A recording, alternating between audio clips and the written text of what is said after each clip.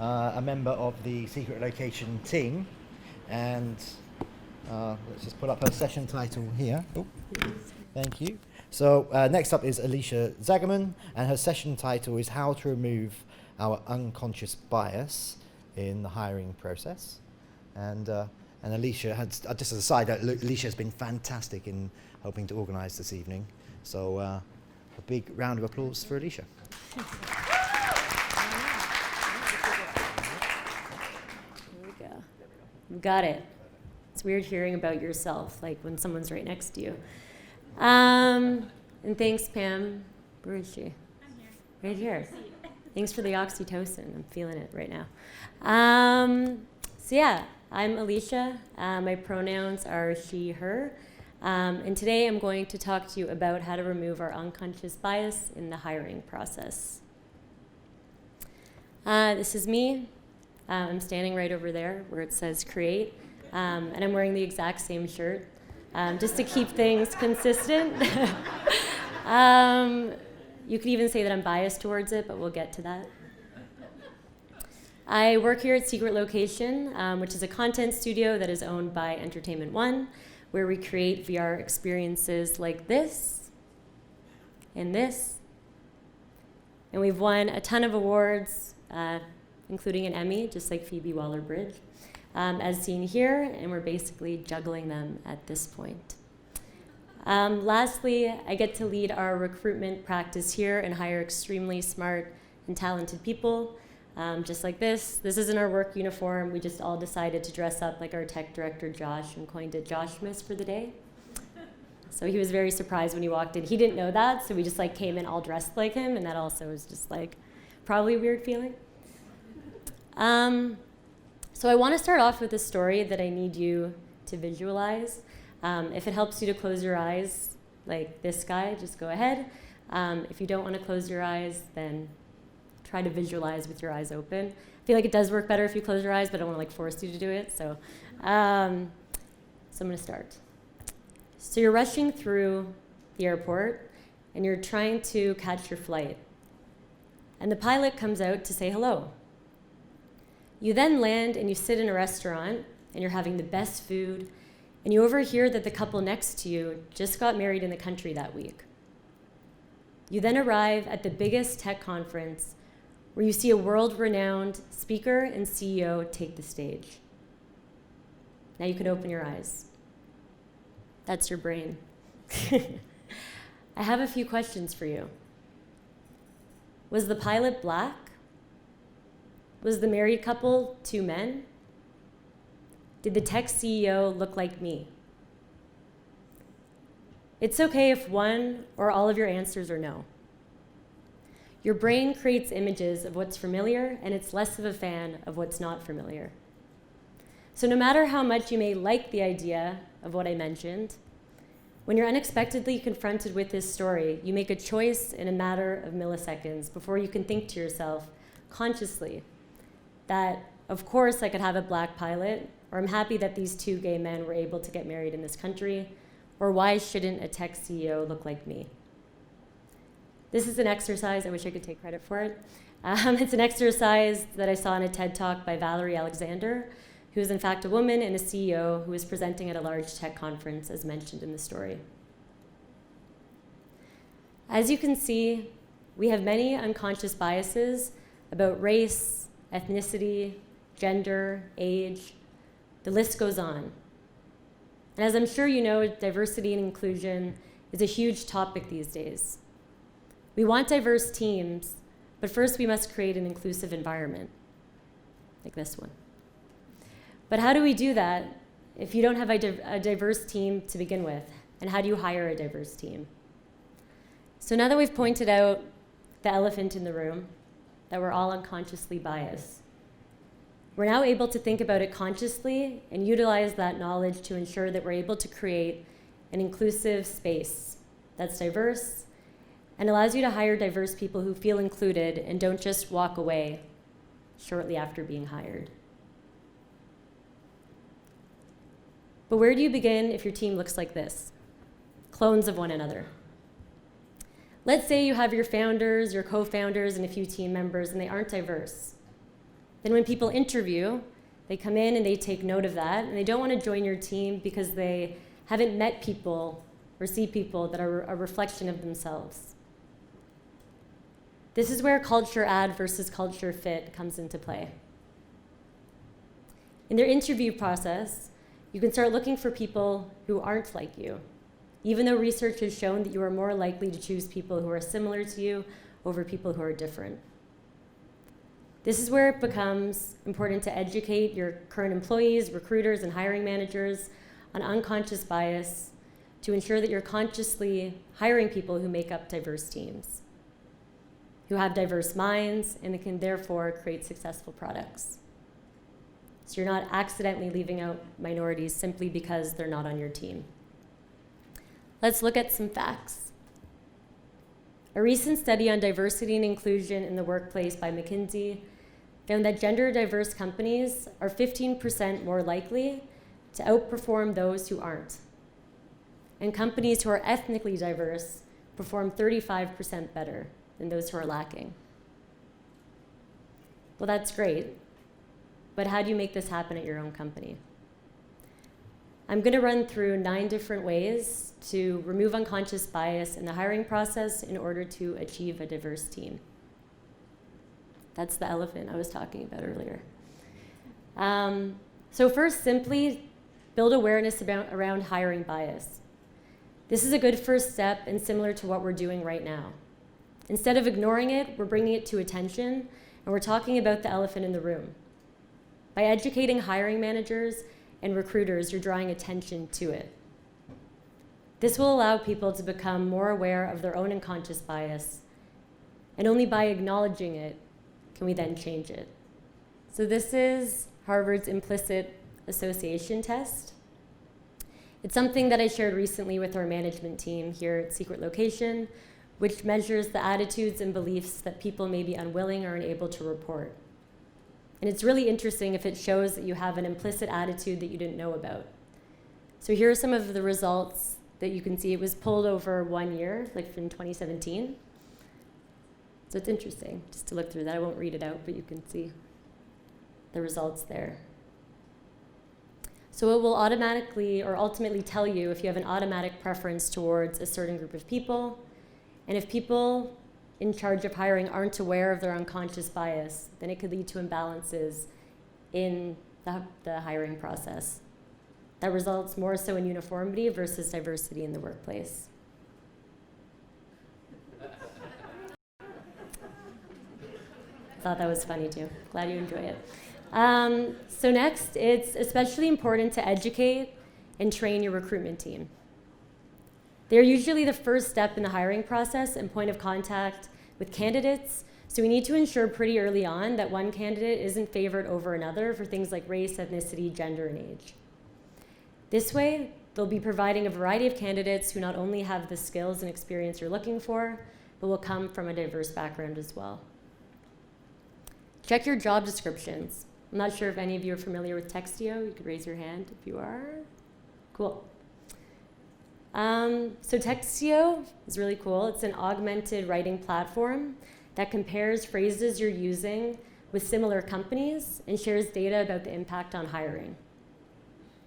So here's an example of a report that I pulled on Secret Location when compared to companies like Rangel and Ubisoft, so other tech companies and gaming studios. Some distinct phrases were get your hands dirty or a proven track record, which has a masculine bias, meaning more men are statistically likely to respond than women.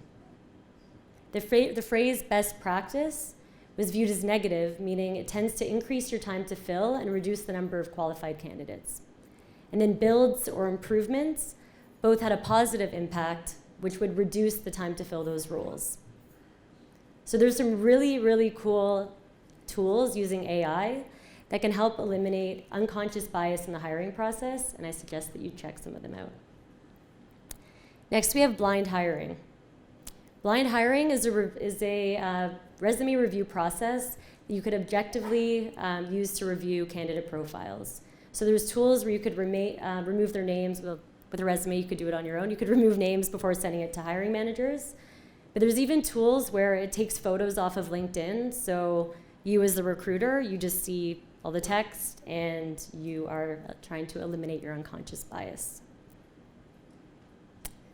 There's a Harvard, I don't have a slide for that, but there's a Harvard school business study from 2017 that found minorities who whiten their names receive twice as many replies on their job applications than those who don't. Standardize your interviews. By standardizing your interviews and using validated assessments, you're able to remove unconscious bias that moves more towards the likability of a candidate, which isn't a good indicator of how they're going to perform. So pay attention to the questions you're asking and ask yourself why you're asking those questions. And make sure you're asking them to everyone. If it has to do more so with the likability versus something you can be biased towards or against, then you should probably steer away from those questions. Like, do you like soccer? Like, why are you asking a question like that, for example? Have a diverse hiring panel. Diversity tends to attract diversity.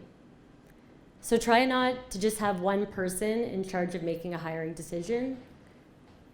Make it more unbiased by including people from different backgrounds and who have different worldviews. This way, a broad spectrum of people will each be looking for something different, and it won't just be based on one person's decision, allowing for more bias. By including a skills test in addition to the interview process as well, it's a great way to focus on the performance and not how well you like them. And with like tech roles, for example, which we hire a lot of, it's pretty easy because we have the interview and then we also have skills testing as well. Set D&I goals. Define what you want to achieve at your company. Do you need more ethnic minorities, women, older candidates, younger candidates, all of the above? No matter what it is, make sure that you're clear about it and that you share it with your hiring team. It's one thing to say that you're an equal opportunity employer and another to actually act on it. If you're encouraging diverse candidates to apply, then make sure you have strategies in place first to ensure they're being interviewed fairly. Not the best quality, but vary where you advertise. And try to diversify your recruitment campaign. So there's many job boards that you can see here, which are great, and they tend to attract a broad group of people. But I would try to move away from these broader sites when trying to attract diverse candidates, especially ones that are specific to your industry. So here are just some examples of organizations that we've partnered with at SL. They also have job boards as well, where you could reach specific people in those communities that we love to add to our team. So for example, we have Toronto Gamers. They're Toronto's original LGBTQ+ social group for geeks and gamers. We have Dames Making Games, Toronto-based non-for-profit, which aims to include more women in the creation of video games. And then we have Black Youth in Tech, which is a group formed to fight systemic barriers in the unemployment rate among Black youth. So ultimately, by eliminating or trying to eliminate hiring bias, you're able to create a more diverse workforce, which means a more successful business overall. That's it. Thank you. Does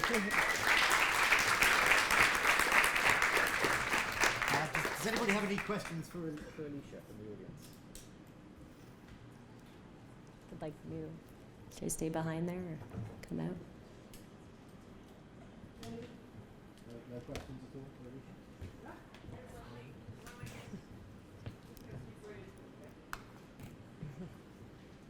So, usually when I recruit, part of my job is to recruit for tech, right? And I do tend to go for a lot of women in tech events where everybody gets software development stuff like that. But I do get some sort of comments in and around saying that the me trying to go there is also biased in general because specifically trying to target them, and it looks as though to other people that I prefer them over, men or other people, right? Or other people who are qualified. So, in your experience, what is the one you didn't tell them that, or explain or say that, actually what we're trying to do is provide opportunity, or just say, hey, actually we have these type of things in It's a great question because it's something that I've experienced a lot, like both going to events and then also from our hiring managers, where you're like, I just want to find you the best person, but at the same time, I want to make sure being on the recruitment side that I'm doing my due diligence to do what I call like conscious hiring. Like I'm going to don't worry, I'm going to provide you, I'd say like to your hiring managers, like I'm looking for the people with the best skills, like that goes without saying, but there's a gap. If you look at our team right now, there's a gap, no matter what it is, whether it's women or people of color, and point that out to them, I would say. And yeah, I would say you're consciously looking to fill those needs. But it is something that, sorry, I see the time ticking away here, so I'm putting it down. But it is something that has been brought up from some hiring managers, both at this company and in the past. But I think to emphasize that you're looking for the skills, of course, first and foremost, but you're doing your due diligence as a recruiter to provide people from diverse backgrounds. And that's part of your job to do that as well. So I just call it conscious hiring, really.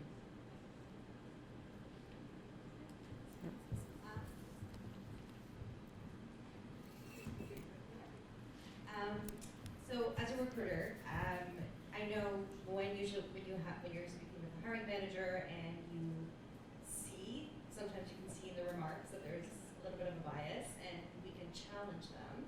So it's easier to do that through conversation.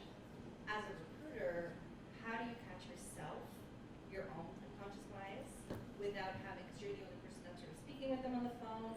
How do you, are there any things that you do after each phone call or something like that to kind of evaluate, are there any biases coming out? Mm-hmm. Because they are, by definition, unconscious. Mm-hmm. It's a good question.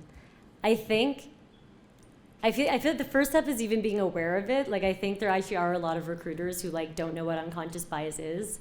So I think knowing that term even is like a good first step.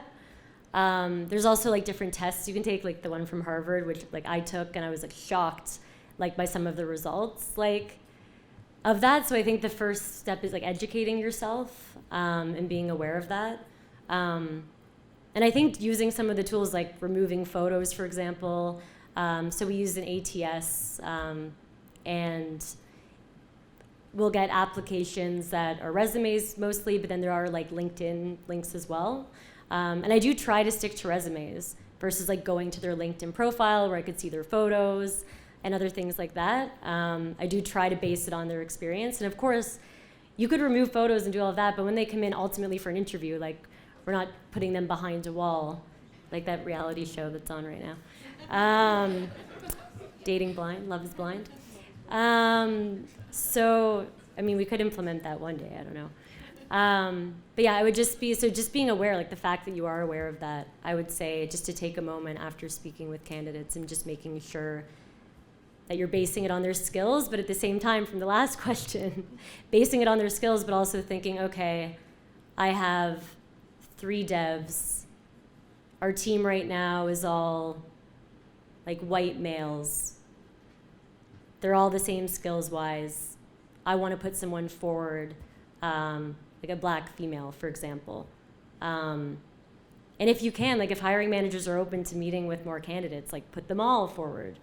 I think you're really just vouching for those people. You're giving them a seat at the table. You're giving them an opportunity. And I think that's your job as a recruiter, is to give someone that opportunity, where you could find them at certain organizations outside of LinkedIn and those areas. So I think as long as you're tapping into those communities and not just relying on who applies, post and pray, who applies, or just on LinkedIn or more general sites, tap into those communities. And when I went to Black Youth in Tech, I felt so I was the only white person there. There were 3 of us from SL, and it felt a bit strange, or I was imposing. And they're no, we want allies. We want people like you to be here. So I would tap into communities that you're not part of, but you're an ally for, and find those people. Okay. Thank you very much, Elisha. Thank you. Okay, we've got one more speaker this evening, but before we bring Stephen up,